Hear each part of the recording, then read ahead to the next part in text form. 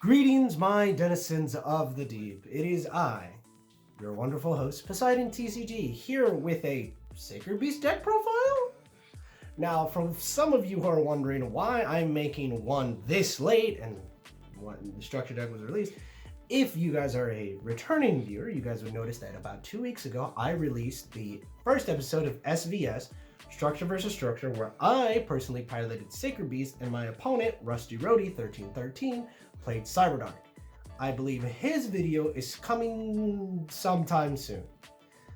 But me and him decided to put a restriction because we still wanted to make these budget and somewhat reasonable for people to play, so we put a $100 budget on this. So this is my idea on how to play the Sacred Beast deck with a $100 budget. So let's just get right into it. So the number of Sacred Beast ratios is something that I see like very hotly debated. I see people say play all three, don't play the retrain, or play Rabael in the retrain like 1-1 and then play one like two or one or Haman, or play all of them as one ofs for the fusion. For me, I don't play the fusion. I don't think the fusion's worth playing. I don't think it gets you anywhere, and honestly, I don't even think it's worth playing. So when it comes to the Sacred Beast ratios I play one Rabael, Shimmering Scraper. It is not a scrap card, by the way. Thought I'd just mention that funny ruling.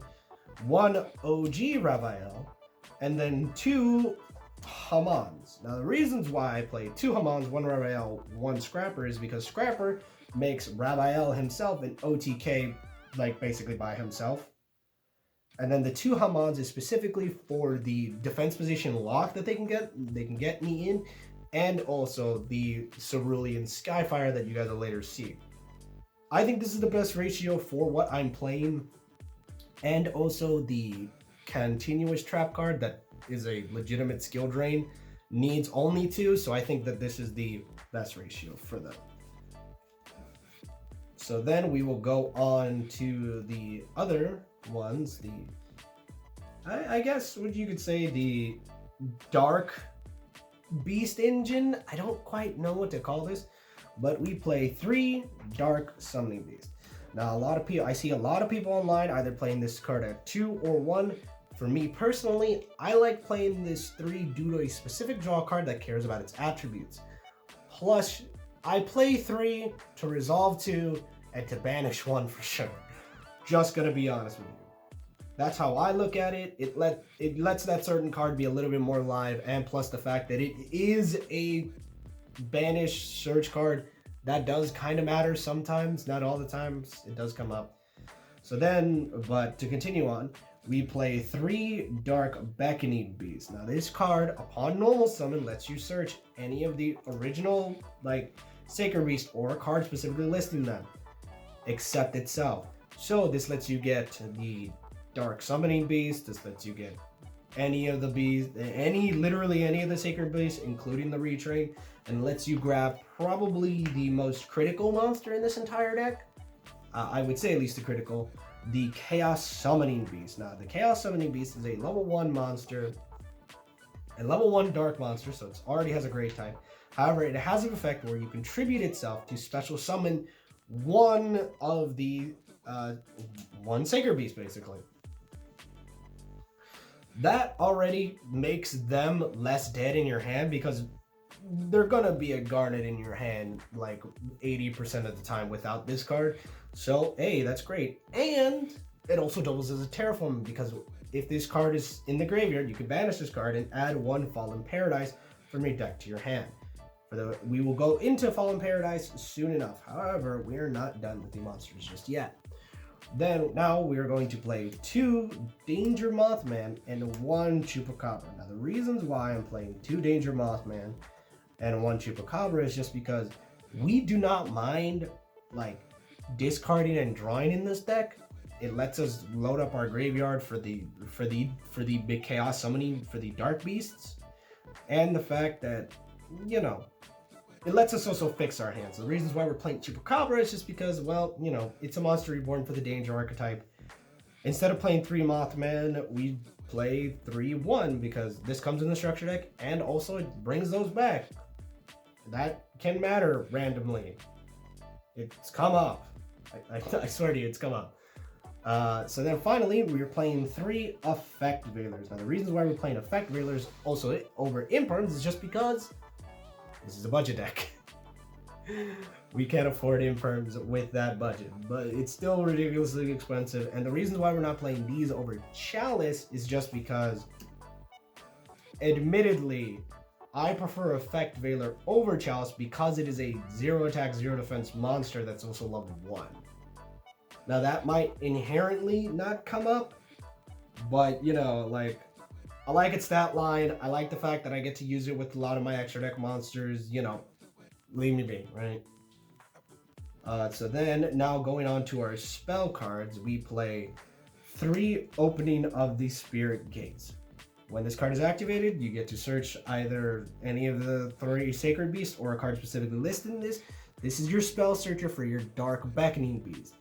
Now, it has 2 other effects. The second effect is more critical. The last effect is at best cute. The second effect is where you get to pitch a card from your hand.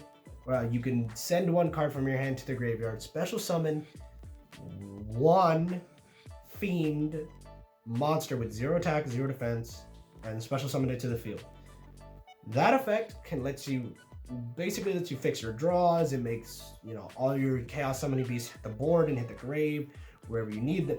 This lets you make sure that they go where they need to go. That lets you searches, sets up your grave, and it's great. And the last effect is it lets you add a continuous spell from your graveyard to your hand. I've resolved that effect once in testing, and I played a fair amount of games. So if you resolve that more often, hey, that's good on you. So now finally, we get to Fallen Paradise. Now what Fallen Paradise does is it protects the Sacred Beasts. If you have any of the 3, they cannot be targeted or destroyed by your opponent's card effects. However, insert Simo joke here, the other effect is a Pot of Greed. If you control any of the Sacred Beasts, draw 2 cards. It's great, it's Pot of Greed, it's value. What more could you want? Honestly. So moving on, we have 2 Cerulean Skyfires. Cerulean Skyfire is probably the reasons why I enjoyed playing that deck very often, because it says negate the effects of spells and switch them onto defense position. The reasons why I play 2 is just because when testing, playing 1, it rarely, like, playing 1, getting back row, getting disturbed by back row sucked when I only played 1. Playing 3, I just hated seeing this card in my hand. Playing 2 seemed to be the right one because A, it lets me see that in my opening hand so I don't need to search it, or B, if I do need to search it, it's less demanding because of the other ratios. Now, some of you guys will say, well, why don't you, well, that's the whole point of opening the Spirit Gates effective grab from grade. And I would say this also gets blown up when I get heavy stormed. So, if you want to cut this down to 1, that's understandable. I like it at 2. I think it's good at 2. So then for the card on why we're playing everything at 2s and 3s is Allure of Darkness. It's Allure of Darkness. Draw 2, banish 1. Straight value. I don't know what you want.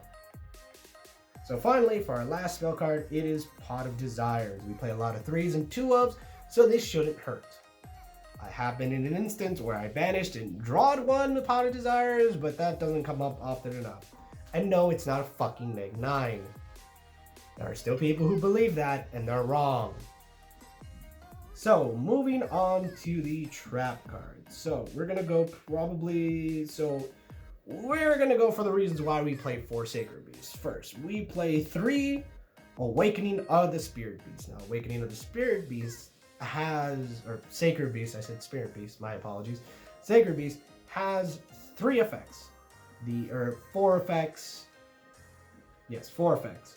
So the first effect is you gain life equal to the monsters that were normal to special summon if you control 1 summoning beast with a different name. The second effect is upon your opponent's activation, negate that activation. Now this does not start a chain. This is a very weird skill drain from the rulings that I've read. So what I mean by that is, so let's say someone normal summons a core, right? If this card's already faced up or flipped in response, it will negate that without actually causing the negation to go on the chain. So it doesn't activate. It's a blanketed, like it's immediately upon the field. The third effect, we banish any monster that your opponents would go to grave. That third effect rarely comes up. And I don't think it's ever going to resolve. And the final effect, once per turn, we get to add a continuous trap card if you control a level 10. I've done that as a cute thing, but that doesn't ever come up.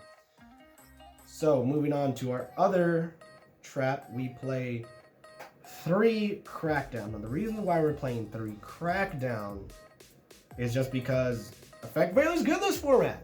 So why not play, you know, Snatch Steal plus Effect Veiler? This card's still crazy. This card's still gas.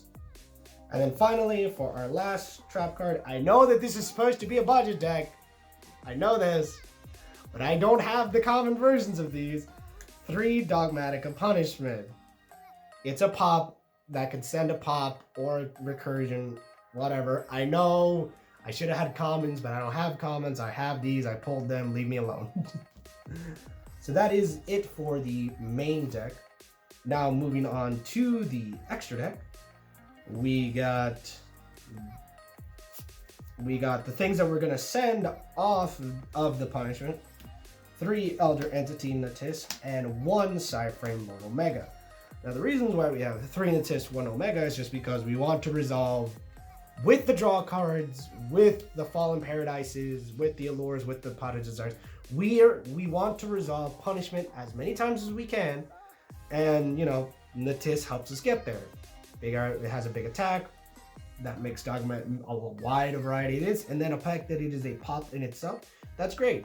The reasons why we send Omega is just sometimes we need something bigger than Natis and something out of our grave into our deck. That comes up. It has happened. Believe me. So then moving on, we play 3 rank 10s just because it does happen where you miss OTK and yeah. Or sometimes it does. So we play 1 number 81 Super Dreadnought Rail Cannon Super Dora and 2 Super Dreadnought Rail Cannon Gustav Max. You burn them for game or burn them for time, and then you play this because it's a 4K booty that you can sit on. It's just no simpler than that. Alright, so we play, for the rest of this extra deck, it is Link Monsters. Now for those of you who actually played this deck beforehand, there's a certain way with them to get to what is the Link 3 Link monster? Curious, I believe that's what it's called. We play 2 of those cards, not all 3. So going for the ones that are going to show up the least often to the most often, we play 1 Relinquished Anima because that shows up kind of, not really, it's rare. 1 Salamangreat Almirage, this comes up very often, and it does help us protect our Haman or Raphael if we don't have Fallen Paradise. This does happen. And then we have 1 Linkuriboh. It's Linkuriboh. We play level 1s. Why would we not? So moving on to our Link 2s. We have 3 Link 2s. We have 1 Barricade Board Blocker. It's a discard outlet that lets us protect our continuous spells, so you know it comes up. MVP of the extra deck, or at least as I like to say, the MVP of the extra deck. We have 1 Pentastag. The amount of times where Piercing has got us, where this is pointed to a Raphael that was boosted up by the scrap, Simeon scrap. Oh boy, this plus that, genuine OTK. It was genuinely OTK. MVP.